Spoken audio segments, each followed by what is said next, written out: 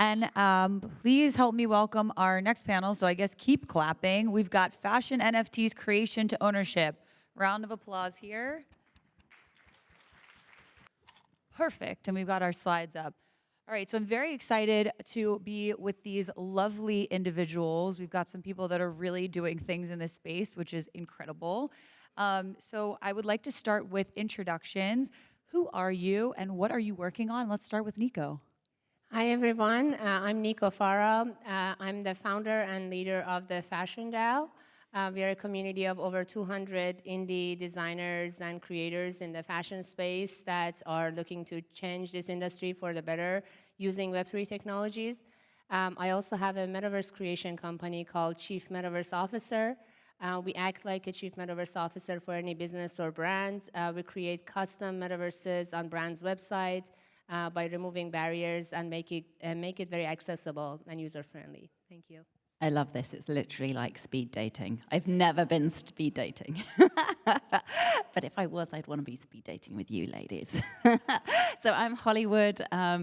Normally, I would say I'm head of artist relationships at Rarible, but this is my first conference where I'm not Hollywood from Rarible. I'm Hollywood from Hollywood Labs. So I left a couple of weeks ago to launch my own agency. We're a Web3 strategy agency and co-creation builder. I have curation as a background in fine art and fashion and been in the creative industries for like 20 years. So yeah, now kind of like bringing all of that to the Web3 space and all of the incredible kind of experiences obviously that I had at Rarible being a multi-chain marketplace. You see, I still can't stop. I'm like, it's a multi-chain marketplace. Thank you. Amazing, amazing to have so many female creators in the space. I guess the fashion element. I'm Adriana, I'm a co-founder of The Fabricant. The Fabricant is a digital fashion house that enables creators and brands to launch their label for the metaverse. And we're doing it since 2018 from Amsterdam. Some OGs in the room right now on stage. So we wanted to use this time to talk a little bit about some of the do's and don'ts because there's so many things happening in this industry that are great and some that are not so great. And so the first question is going to be for Adriana, the do's and don'ts for artists and designers, tools, optimization, interoperability, and co-creation. Well, that's a mouthful. I think the beauty of this space is that there is an opportunity for designers to really create labels. But I think when you start to the do's and don'ts is you need to have the technique, that's one. And second, you need to have the community. And I think that's quite important. If you're a designer and you try to launch a label and you don't have a following, if you don't have a community, it's not going to be an easy ride. So I think that is quite important beyond just the tooling. Once you do your designs, and we have designers in-house using Clo 3D, which is one of the softwares that's allows for high definition, high quality, then where can you wear it is going to be the next question. That's the question we get the most. And that's why for us it was really important to create that wearability case, the utility case. Number one, AR filter, I think is a great already utility case that is very tangible, very appealable to the fashion community. So that is one. Your NFT, make sure that there is a utility, make sure that there is wearability. AI is a great tool. You need to create that translation of the file. So that's when the interoperability comes in. Second, other metaverse opportunities. Ready Player Me is a great avatar tool. That's what we do, implementing the Ready Player Me ecosystem. And Unreal Engine gives you the highest fidelity. So that's also a pipeline that we have built through our platform. So if you're a fashion designer right now, a digital fashion designer that has a community, I would say come to The Fabricant because we did the hard work to do the tooling for you. So that's like my sales pitch now. But it's true, we want to be just an enabler of the ecosystem. But having the following community, having your diehard fans is a really important element right now.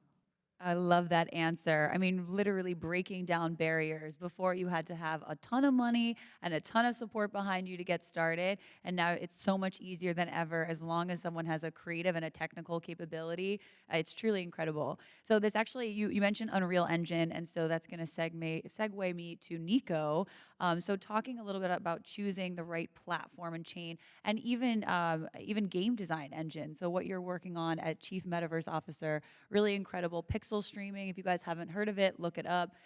Very, very interesting. But Nico, talk a little bit more about your selections for Chief Metaverse Officer and Fashion DAO. Sure. So I think it's very important to add to what Adriana said earlier. I think as a creator or brand, you have to look into like who your audience is and understand like what type of chain they would be interested in. But also, I think it's important for us, the tech providers, to make it as seamless as possible. So, multi-chain that you mentioned, Holly. And so with Chief Metaverse Officer, we create this type of custom metaverse environments. You can choose any chain that you want. It is all browser accessible. And so it may not necessarily for a small designer make sense to necessarily go build their whole world.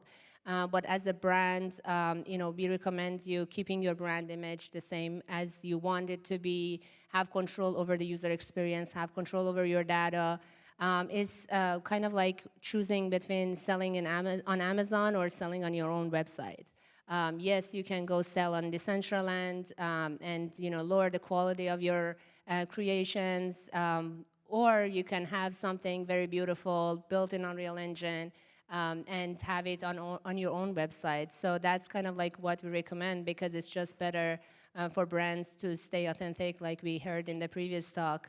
And then the rest is about making it seamless for the users. Your audience, they don't need to know what tech we are using. They don't need to know anything about chain. There were a lot of conversations yesterday in the panels in this room about, we don't need to educate the consumers. I kind of agree a little bit with them in sense of like the tech should be so seamless that you wouldn't even need to call it metaverse or NFTs or anything like that. But at the same time, I think there's value into educating your audience, especially about digital fashion, because a lot of influencers, especially like on Instagram, they purchase so much of clothing just to take a picture. But using digital fashion, you can do that much more sustainably and go beyond your imagination. So that's, I think, an area that we still need to educate. But yeah, thanks to these technologies, we have the tools to now create it so seamless that user wouldn't even need to know. Oh my God, I love this. So you can basically make clothing in the Fabricant and then have them appear using Chief Metaverse Officer. Truly, a truly kind of end-to-end solution. So the next question is going to be for you, Holly, and it's going to kind of jump off of what Nico was saying about choosing a chain, and you mentioned multi-chain, and something that I'd love for you to touch upon is a little bit about this frenzy, if you will, of brands and luxury about having eco-friendly chains. So I don't know if you guys are familiar with this, but I get it all the time. Big brands are like, we cannot have a chain that negatively impacts the environment. That is largely actually untrue. That is a misconception. But I'm curious, Holly, how does that work into some of your conversations as a strategist? How important is that for you? It's a really, really good question, because obviously it has been kind of a barrier for a lot of brands for a long time. But I think, as you say, that was a kind of a miseducation. And it's a shame that they haven't been more present to kind of like really learn or understand.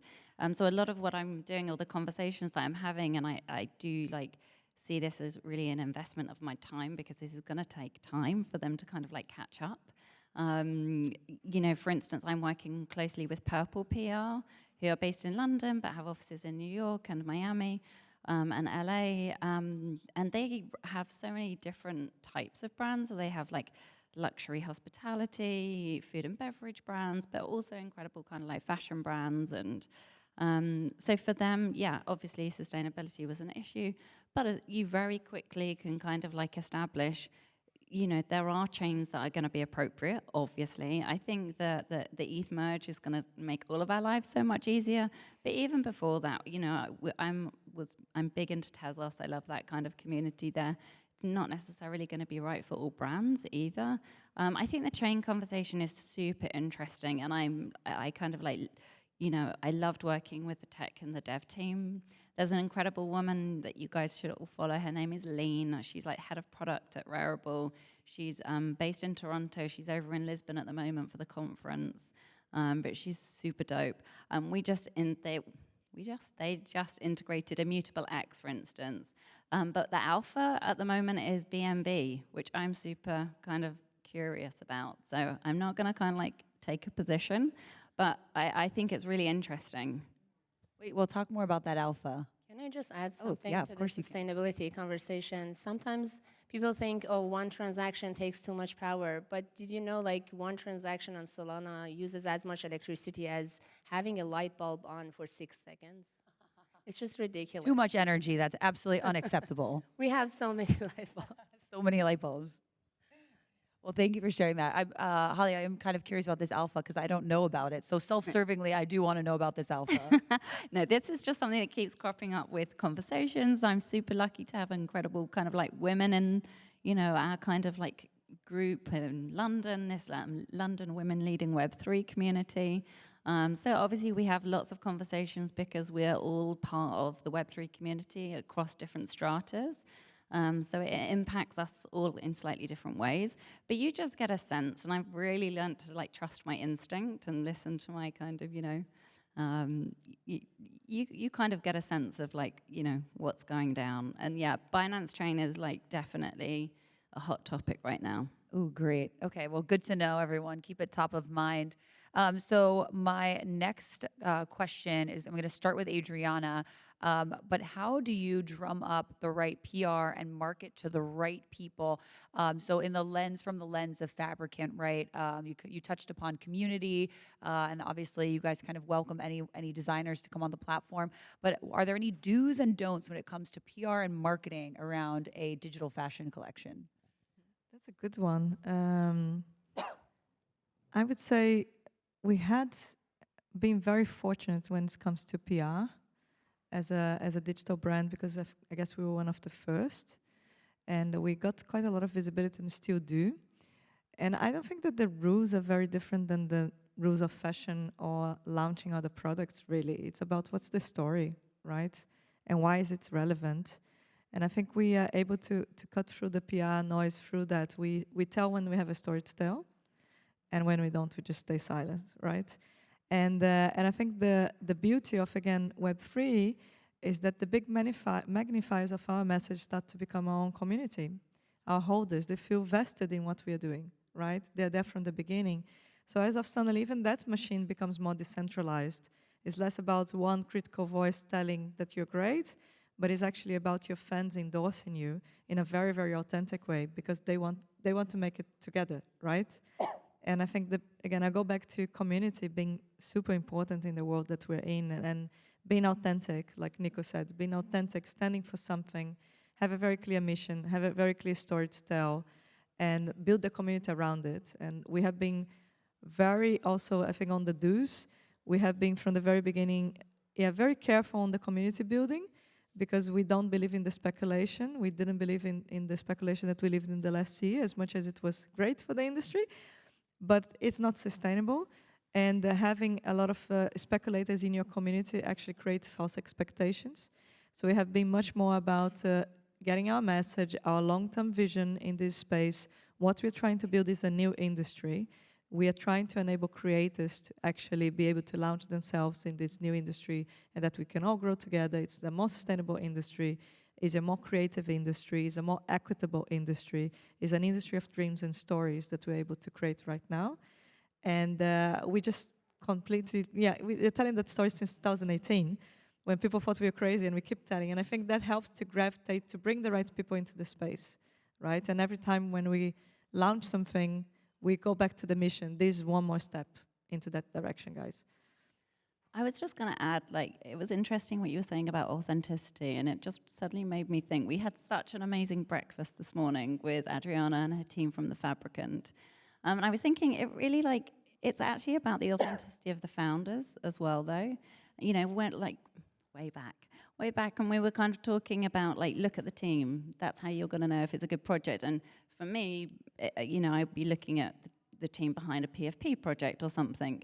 And so it's kind of but it's no different here. It's actually when you kind of look at who's around you as part of your Fabricant family, it's kind of you brought together an incredible room of people this morning. You all there. It was just this morning in all the big conferences. It's just an amazing community that you guys built. Thank you so much. Thank you, guys. Well, thank you so much. Well, Holly, I would love you also to touch on that question, drumming up PR and how you market to the right people. How do you advise your clients on this? Advising clients on drumming up business. I was gonna kind of mention that it's funny because I used to be part of the business development team, and I used to say to my manager, Sunil, who's incredible, I was like, I don't think I'm very business development, Sunil. And people used to kind of say, like, it's actually the people that don't think they are kind of like good at having those conversations. You're an amazing connector. But I am not a good salesperson. But apparently that is a good sales pitch, being a good connector. So I'm kind of like, okay. No, but that's, I think genuine, authentic, real connection. So I'm always very like open-ended around what that conversation might look like. I really am so genuinely here just to kind of like see what the interesting thing is that might happen. And actually, I was talking to Nicole at Vertical Crypto Art about like taking just like time and retreating. And actually, Anara is doing an incredible retreat. She's planning 2 retreats next year, which sounds brilliant. And I just feel like sometimes you need to kind of like step back enough to kind of, for me, like see how all of those connections can kind of come together, how I can kind of like make like most impact in the space and bring the most value. Oh, well, I love that you guys were mentioning the women's groups and just the groups in general, being able to share from different verticals insights, because I think that's what's so important, right? Is like this kind of a evolution, if you will, of fashion and identity online is just a convergence of gaming, of new forms of visualization with AR and VR, and so there's so many different elements that we can learn from. My next question is for Nico, and what do fashion brands need to know about the metaverse? And then why is the metaverse a bad word? It's a bad word now. I don't think that they need to know so much about metaverse. I think they just need to look at it as a better version of e-commerce or social media. And so if you think about it that way, you will have just a more immersive e-commerce, the better user experience for your audience.